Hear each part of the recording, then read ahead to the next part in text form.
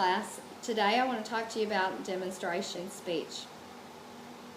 I'm going to talk to you a little bit about how it's different from that initial assignment. It's a little bit longer. Your first assignment was 3 to 5.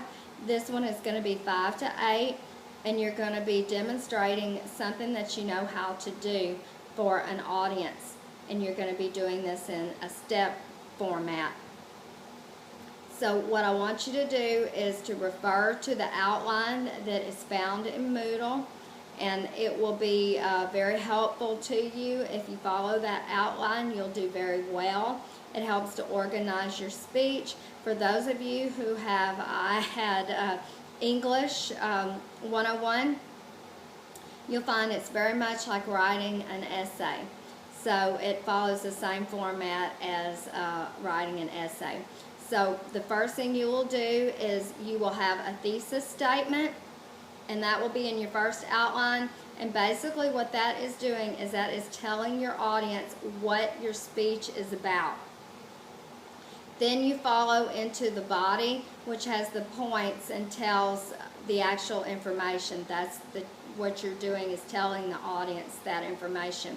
And then as a conclusion, what you want to do is you want to tell them, restate what you have said in a briefer manner. And what you're going to do is you're going to tell them what you have told them, and that helps the information stick with them. So it's what I like to call the 3 T's. The beginning is the thesis statement, and that's where you're telling them what you're about to tell them. Then the body, which is the actual telling, and then the conclusion, which is where you tell them what you have told them.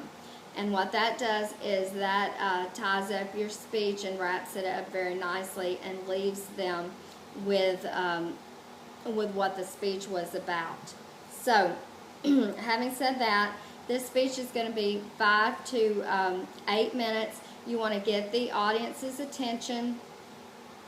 Now, I will tell you, there are all different kinds of ways to do that. You can do it with a quote. I have a quote over my shoulder here. Take care of the minutes and the hours, and the years will take care of themselves. That would be a good quote to use, especially if you were going to show someone how to set a clock, or how to maybe change a clock when it's not working. Anyway, so just something like that. Let's say, for instance, let's say if you were going to do a speech on how to assemble a gift basket, you might want to talk about that, and you want to do a credibility statement in the beginning. You might say something like, I had a gift basket business that I operated out of my home for 4 years. That's a nice credibility statement. And you're going to want to put that into your introductory paragraph along with that thesis statement. Now, I want to talk to you about the thesis statement. A lot of times people will make the mistake of leaving that out, or they also make the mistake of making it extremely complicated. It needs to be very simple, very easy, and then that makes it easier for you to give the speech and also for the audience to follow. So, for instance, if I was going to do one on, let's say, on how to fix a clock, I would say my family owned a business for 15 years. Of course, this has to be factual, or that's unethical. You would say that my family owned this business for years, and I learned how to do this when I was quite young. And so today, this would be your thesis statement. I'm going to show you how to change the clock face. Okay, so that would be a thesis statement. Or with the gift basket example, today I'm going to show you how to put together a gift basket in 6 easy steps. Let's begin. Okay, that's a transition statement which lets you know that you're about to begin. It's very important that you have transition statements between your points, because what that serves as is like a trail of breadcrumbs, and you're telling them, this is the way we're going, follow me, and you're throwing out the crumbs. makes it very easy for the audience to follow you. And there, toward the conclusion, what you're wanting to do is also to say, and something could be as simple as this, and now in conclusion, today I talked about how to put together a gift basket, or how to change a clock face in 6 easy steps, and then just you briefly go over what you've already gone over. And then what that does is it also, by saying in conclusion, you're telling the audience that the time has come for your speech to end. Now, we've all seen speeches that seem to go on forever, and then all of a sudden they just ended rather abruptly, and that's not what we're wanting to have happen. We want them to see the ending coming, and then you want to leave them with a good, solid ending. Now, people tend to be more nervous about the first 45 seconds of a speech, but this is something I want you to think about.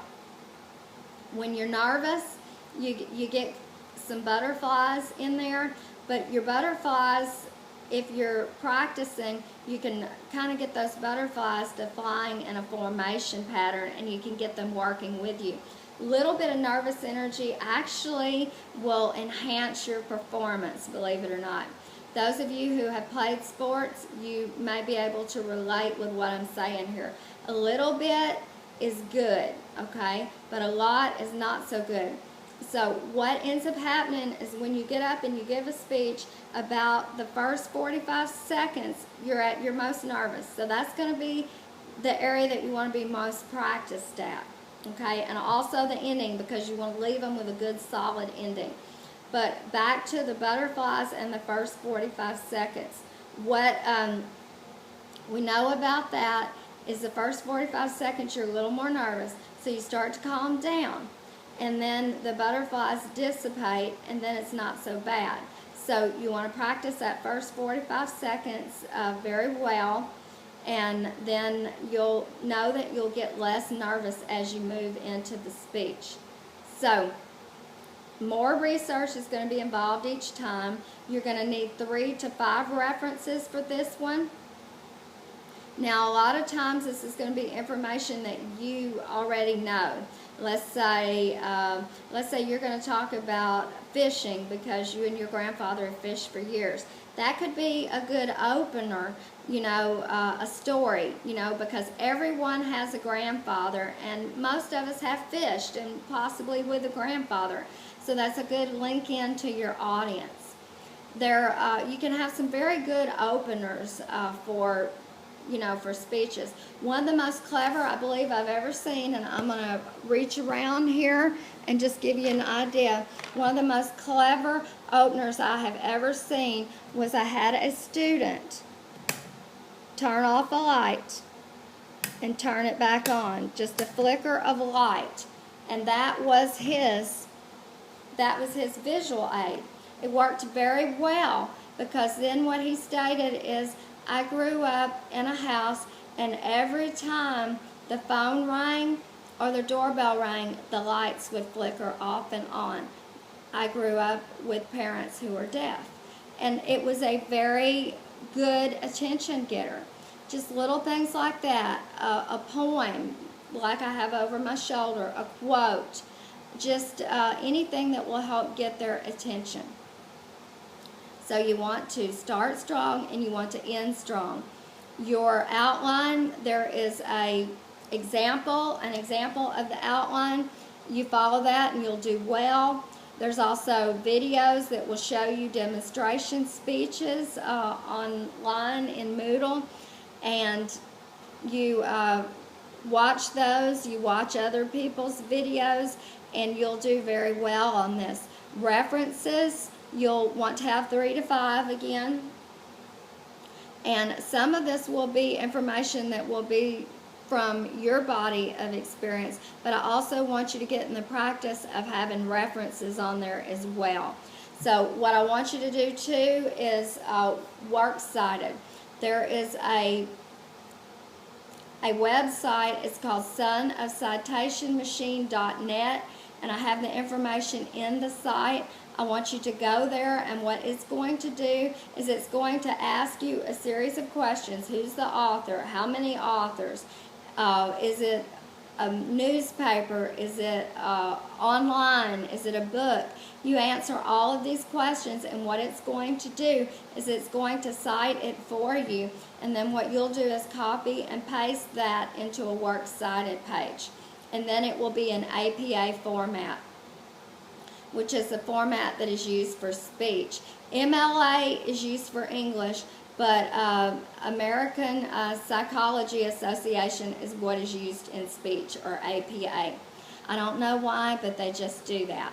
Anyway, so I want you to use APA formatting, 3 to 5, and you will do very well on this one. I want to talk to you a minute about maybe how to choose a topic. Inside of the Moodle page, I have a list of possible topics that you may want to choose. Okay, and also I want you to keep a couple of things in mind, and I'm going to refer to my list here that I have. When you're coming up with a demonstration speech topic, I want you to think about, what is it that you know about? What does your audience know about this particular topic? And what would they possibly need to know? So what I want you to do is take a sheet of paper and a pen, and I want you to keep in mind that the goal is not just to show the audience something that you know, but to show them something that they don't know. Okay? So you could tell them about, let's see, make a list. You make a list and put what it is that you know a lot about. Maybe number that list 1, and then leave some space beneath that. And then what I want you to do is talk about who would want to know about what you know, and why would they need to learn that. Okay, a good example of this would be, let's say, CPR. You know, we need to know that. If we don't know it, we need to know it. That's something that could be very helpful to a great number of individuals. So that's an example. I want you to also think about hobbies you've had, jobs you've had, and just different things like that. And you can come up with a very good topic, maybe on something that you already know how to do. And also to give people some additional information. So, for instance, let's say you may even do a topic that a lot of people know about. For instance, I did a topic when I was taking this very speech class on coffee. Let's say coffee. Everybody knows about it. Pretty much we've all had coffee. But do you guys know that coffee was very much an expression of what it is to be an American? When we threw the tea in the harbor, we became a nation of coffee drinkers. And what happened during that time is, the Boston Tea Party.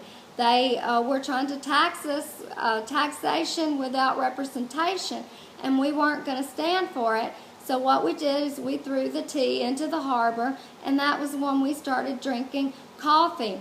Our Constitution was framed in a coffee house, not a tea house. Anyway, just little facts or little trivia like that can be very interesting, and it's a part of American history. Just something like that on a topic that we all know about, we can give them something that they don't know and make it a little more interest. So that's just an example there. So I want you to be thinking about what it is you know and what it is that you might want to impart to your audience. Okay? And what I also want you to not do anything that's too controversial. I don't want any topics, anything on abortion or anything that could be hurtful to a fellow classmate. So I want you to be very careful when you're picking those topics, and I want you to email your topic selection to me for approval. If it's something that is on the list that I provided, you'll be fine with any of those topics. But if you have something that you think may not be PG or may be hurtful or offensive to others, then I want you to bring that topic to my attention. I may be able to help you broach it in a more user-friendly way, and just not to upset classmates this quarter, okay? So